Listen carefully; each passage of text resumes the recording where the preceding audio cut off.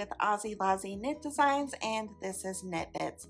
I am so excited to come on here today. I got an email from a newer knitter who had some questions about what garter stitch fabric is, and so I emailed her back, but I also thought this is a great Knit Bits topic because when you are a new knitter, the first two types of fabric that you learn to knit are stockinette and garter stitch fabric.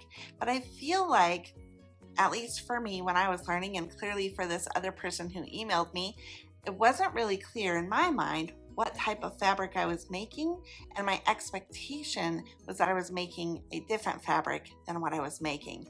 So when you learn to knit, and I talk about this in my workshop, so please attend. I'll be having one here coming up in January, I believe.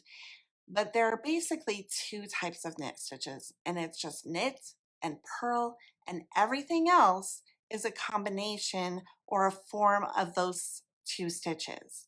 And so learning how to knit and purl is where we start, and it's where we go from now on.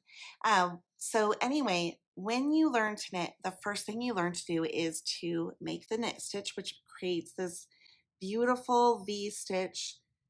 And this is stockinette stitch fabric, okay? But that's not the first kind of fabric that you make.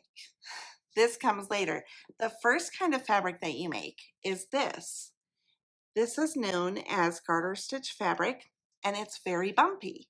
So when I learned to knit, I was knitting and knitting and knitting, and I expected to have this. But what I got was this. And I was so confused. But so let's break down what's happening. When you make a knit stitch, you are in fact creating this lovely V that we can see here. What happens though is that you turn your fabric around. And when you make the knit stitch on one side, on the back side is the purl bump. And so the back side of that beautiful V-stitch fabric is all bumps. Bumpy, bumpy, bumpy, which is also beautiful. And that's how we get garter stitch fabric, okay? So we're knitting one side, creating the V, and then we turn our work over and we're looking at the purl bumps. And then we knit another row, and that creates the V's on the side that we're looking, but on the back, it creates the purl bumps. And so if you go back and forth and do that, you end up with this beautiful, beautiful, bumpy fabric known as garter stitch fabric.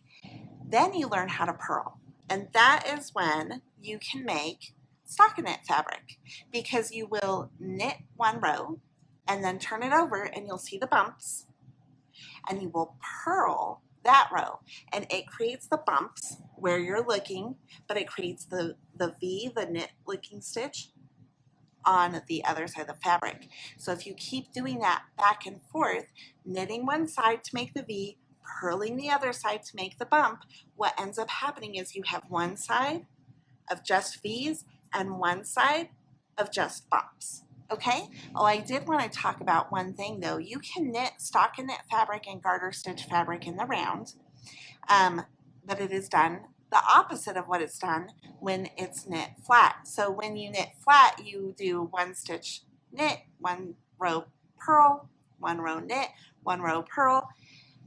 And with garter stitch, you go knit one row, purl, knit one row, knit one row, knit one row, back and forth, right? But in the round, what you would do is you would just knit around and around and around, and that would create this beautiful stockinette fabric.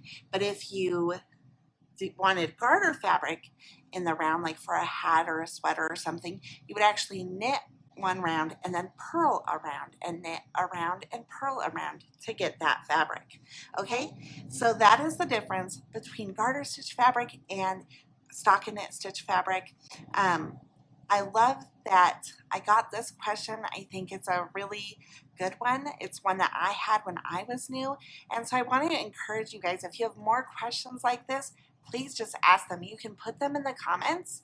You could also just send me an email. My email is Lois@AussieLozzieKnitDesigns.com, In case you didn't notice, I'm kind of a nerd and I love to get into the how is this all working together and really break down the details. Anyway, if you enjoyed this video, would you please hit like, share, and subscribe? All of your comments and likes and all of those things help me so much and let me reach other people who may be interested in this type of content. So I really, really appreciate that. And don't forget to subscribe for more knitting information. Okay, talk to you soon. Bye-bye.